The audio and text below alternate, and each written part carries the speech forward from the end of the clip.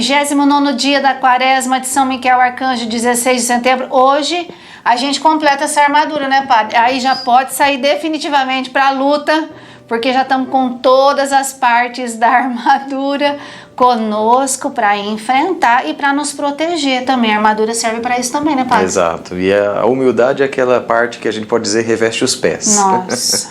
Tanto é que tinha um programa humorístico aí, né, de humor duvidoso, mas enfim, eles falavam muito da sandália da humildade. Ah, eu lembro disso. E atrás dos famosinhos, né, daquelas estrelas, aquelas celebridades um pouco arrogantes, e sempre levando lá a sandália da humildade. Então, mas realmente, por que eu digo que é a parte que reveste os pés? Não por causa do programa, lembrei disso, mas não é por causa disso em primeiro lugar. É porque a palavra humildade vem de humus, de terra, né? Então é a parte que toca o barro de que a gente é feito. Então humildade, humilhação, humus, são todas palavras que têm a mesma raiz, que tem a ver com esse... Eu sei o barro que eu sou feito, né? Então humildade tem um pouco a ver com isso. É eu não me ensoberbecer achando que eu sou mais do que sou. Também não é eu me diminuir, porque às vezes a gente tem esse falso conceito, né? A gente acha que o humilde é aquele que se diminui, aquele, ai, coitadinho. Não, não é. A humildade é você reconhecer o tamanho que tem. Inclusive isso é a definição de Santa Teresa. Humildade é caminhar na verdade. Então qual é a verdade sobre mim mesmo? Nem maior e nem menor. O tamanho que Deus me deu, as minhas capacidades, meus limites. Pé no chão. Humildade, eu falei dos pés por causa disso. É pé no chão. O tamanho que eu tenho, com capacidades e com limites. Então por isso nós vamos falar um pouquinho sobre ela.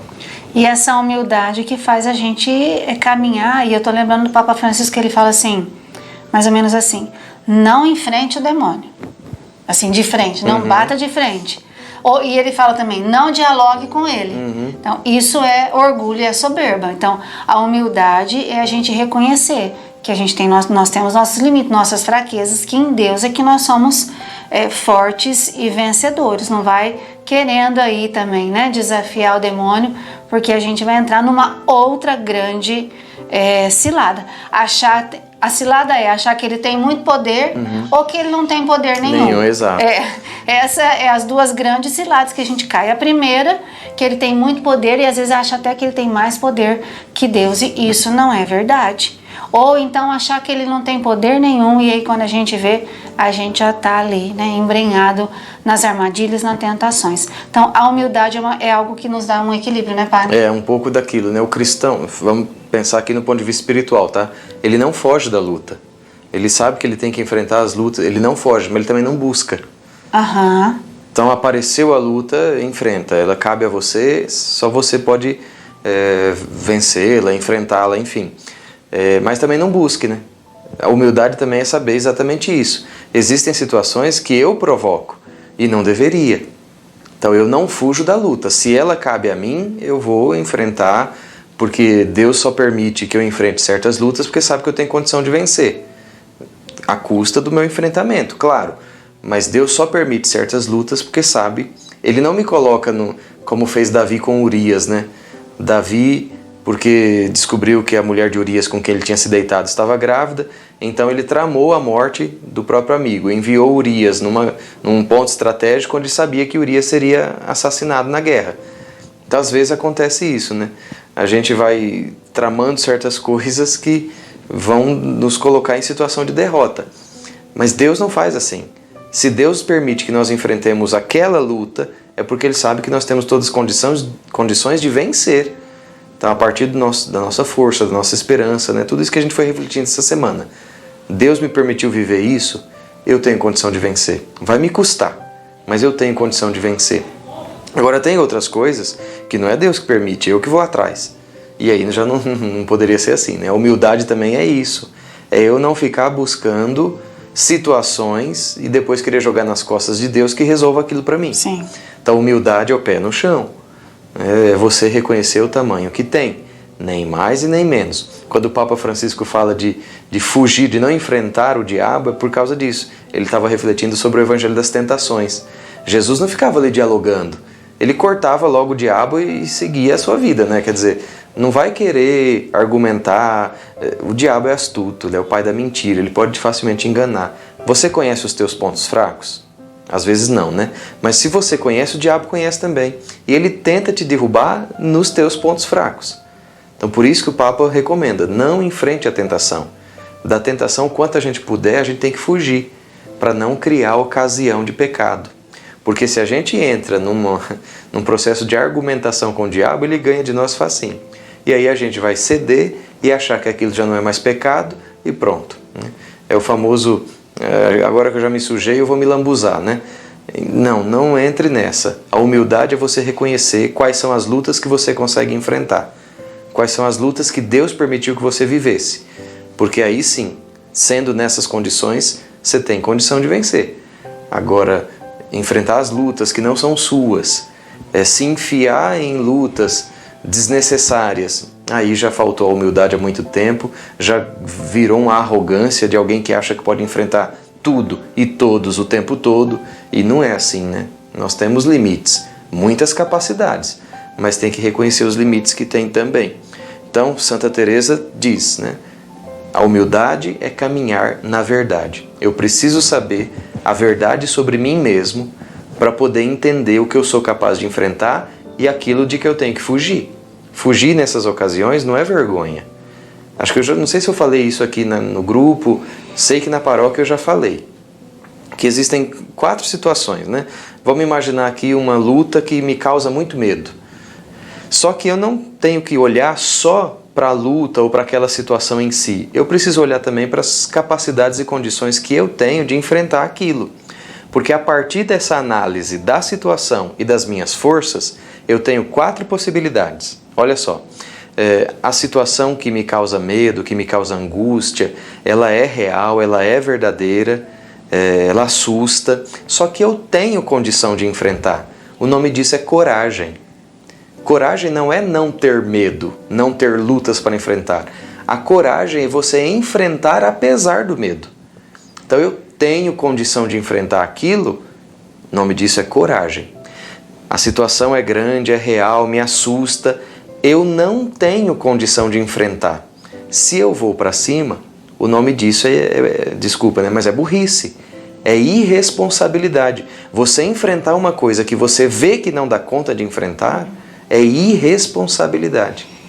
Então, a outra situação, a coisa é real, aquilo te assusta, você não tem condição de enfrentar e recua. O nome disso é prudência, não é medo. Isso não é feio, é prudência. Agora, a coisa é grande, é real, eu não tenho condição de enfrentar. Acho que eu falei das 3 já. Eu tenho condição de enfrentar, coragem. Eu não tenho condição de enfrentar e fujo, é prudência. Agora as outras 2 que são negativas. A coisa é real, eu tenho condição de enfrentar e fujo, aí é covardia. Era essa que faltava. Se a coisa é real, eu tenho condição, mas fujo, isso é covardia. Ou a última, né? A coisa é real, eu tenho condição. Bom, resumindo, o que eu devo buscar? Coragem e prudência. Coragem, quando eu vejo que eu posso enfrentar, eu enfrento. Prudência, quando eu vejo que eu não dou conta, a humildade de reconhecer, né, que agora não é hora de enfrentar isso. Vou me afastar, não vou me envolver com aquilo agora. Vou me fortalecer primeiro, vou treinar um pouco mais, depois eu volto, quem sabe. Agora, o cristão deve evitar a covardia e a irresponsabilidade. Então, acho que falando um pouquinho de humildade, é a gente reconhecer o tamanho das próprias forças, das próprias capacidades e dos próprios limites, né? Santa Teresa diz, a humildade é caminhar na verdade. Ou seja, é somente o conhecimento sóbrio e realista das próprias capacidades e limites e da grandeza de Deus que ama os humildes e resiste os soberbos. Isso é o texto bíblico, né? Deus ama e busca os humildes, mas Deus resiste aos soberbos. Acho que é na carta de São Tiago. E o Magnificat, né? O Senhor olhou para a humildade de sua serva. Isso encantou, o que encantou Deus em Maria foi a sua humildade, olhou sua pequenez. Então sejamos nós também imitadores de Maria na humildade, na pequenez. E às vezes a humildade vem à custa de alguma humilhação. Humildade e humilhação também são palavras que têm a mesma raiz. É no cadinho da humilhação que Deus vai quebrando meu orgulho, minha arrogância, minha vaidade, e Deus vai me modelando para ser mais humilde. Quem não consegue buscar a humildade, às vezes precisa passar pelo amargo da humilhação para poder se tornar um pouquinho mais humilde. E é o grande grito de Miguel que venceu Lúcifer, né? Quem é como Deus? Ninguém é como Deus. Foi esse grito de humildade que derrotou Satanás, né? Na vitória, na batalha de Miguel contra Lúcifer, foi o seu grito de humildade que o elevou. Miguel é das criaturas menores, como nós já conversamos, mas está acima de todos os anjos porque sua humildade o elevou. Do mesmo jeito que Maria, uma criatura humilde, foi elevada por Deus acima de todas as outras. Então a humildade eleva, mas Deus derruba os soberbos. Então Lúcifer caiu por seu orgulho, né? Por sua teimosia em não aceitar aquilo que era a vontade de Deus. Então busquemos a humildade.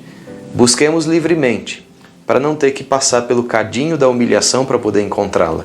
Porque muita gente acaba se tornando humilde sim, mas depois de muito sofrimento. Então é melhor que nós livremente façamos o exercício da humildade, né?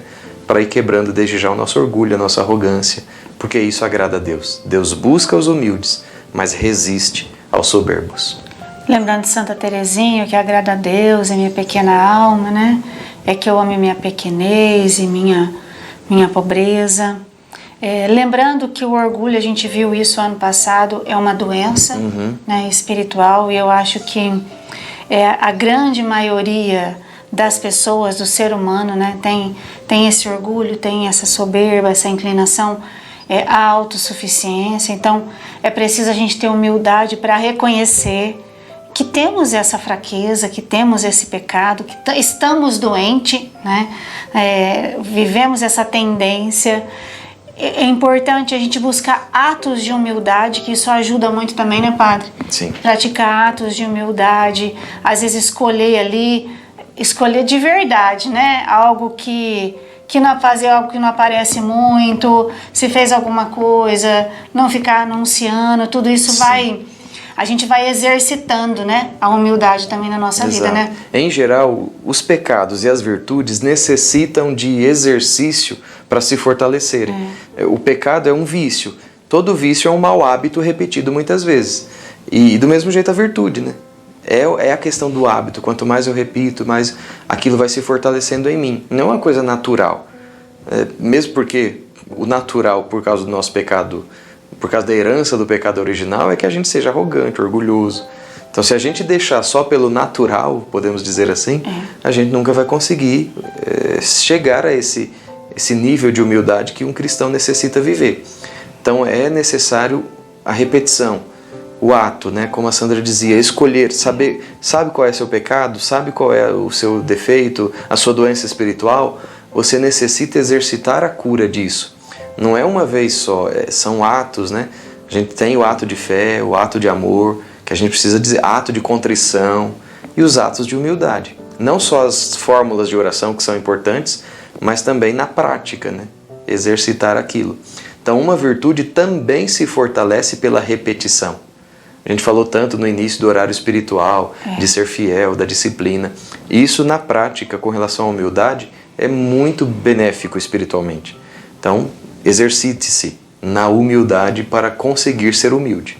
Não é uma coisa mágica, né? Principalmente porque nós somos uma natureza manchada por um pecado de soberba, né?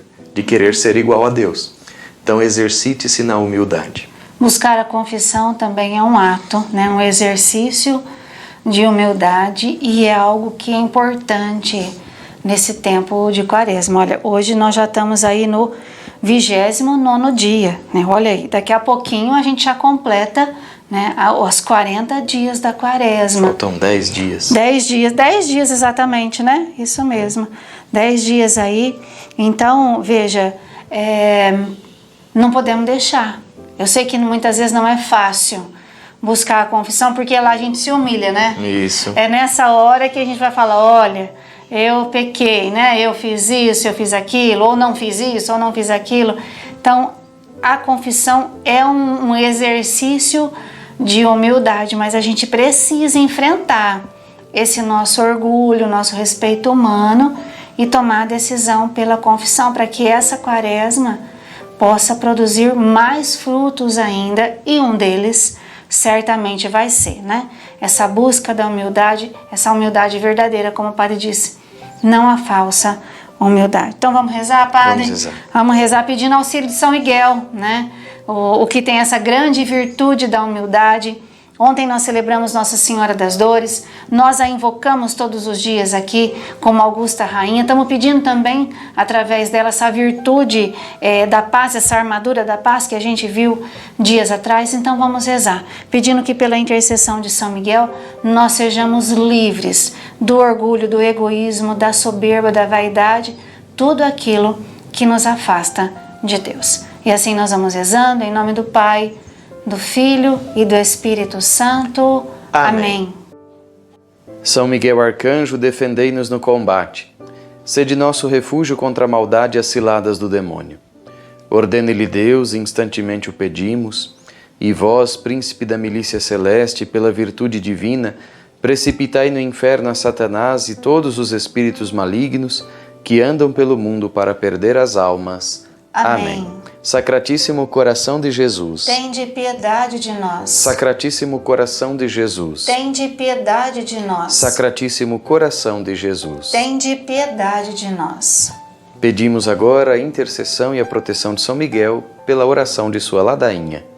Senhor, tende piedade de nós. Senhor, tende piedade de nós. Jesus Cristo, tende piedade de nós. Jesus Cristo, tende piedade de nós. Senhor, tende piedade de nós. Senhor, tende piedade de nós. Jesus Cristo, ouvi-nos. Jesus Cristo, atendei-nos. Pai celeste que sois Deus, tende piedade de nós. Filho redentor do mundo que sois Deus, tende piedade de nós. Espírito Santo que sois Deus, tende piedade de nós. Trindade Santa que sois um único Deus, tende piedade de nós. Santa Maria, Rainha dos Anjos, rogai por nós. São Miguel, rogai por nós. São Miguel, cheio da graça de Deus, rogai por nós. São Miguel, perfeito adorador do Verbo divino, rogai por nós. São Miguel, coroado de honra e de glória, rogai por nós. São Miguel, poderosíssimo príncipe dos exércitos do Senhor, rogai por nós. São Miguel, porta-estandarte da Santíssima Trindade, rogai por nós. São Miguel, guardião do paraíso, rogai por nós. São Miguel, guia e consolador do povo israelita, rogai por nós. São Miguel, esplendor e fortaleza da igreja militante, rogai por nós. São Miguel, honra e alegria da igreja triunfante, rogai por nós. São Miguel, luz dos anjos, rogai por nós. São Miguel, baluarte dos cristãos, rogai por nós. São Miguel, força daqueles que combatem pelo estandarte da cruz, rogai por nós. São Miguel, luz e confiança das almas no último momento da vida, rogai por nós. São Miguel, socorro muito certo, rogai por nós. São Miguel, nosso auxílio em todas as adversidades, rogai por nós. São Miguel, arauto da sentença eterna, rogai por nós. São Miguel, consolador das almas que estão no purgatório, rogai por nós. São Miguel, a quem o Senhor incumbiu de receber as almas que estão no purgatório, rogai por nós. São Miguel, nosso príncipe, rogai por nós. São Miguel, nosso advogado, rogai por nós. Cordeiro de Deus que tirais o pecado do mundo, perdoai-nos, Senhor. Cordeiro de Deus que tirais o pecado do mundo, ouvi-nos, Senhor. Cordeiro de Deus que tirais o pecado do mundo, tende piedade de nós, Senhor. Rogai por nós, ó glorioso São Miguel, príncipe da Igreja de Cristo, para que sejamos dignos de suas promessas. Oremos. Senhor Jesus, santificai-nos por uma bênção sempre nova e concedei-nos pela intercessão de São Miguel essa sabedoria que nos ensina a juntar riquezas do céu e a trocar os bens do tempo presente pelos da eternidade. Vós que viveis e reinais em todos os séculos dos séculos. Amém. Peçamos o auxílio da Virgem Maria, Augusta Rainha dos Céus, soberana Senhora dos Anjos. Vós que desde o princípio recebeste de Deus o poder e a missão de esmagar a cabeça de Satanás, nós vos pedimos humildemente, enviai vossas legiões celestes, para que sob vossas ordens e por meio de vosso poder, persigam os demônios, combatendo-os por toda parte, reprimindo a sua audácia e repelindo-os para o abismo profundo.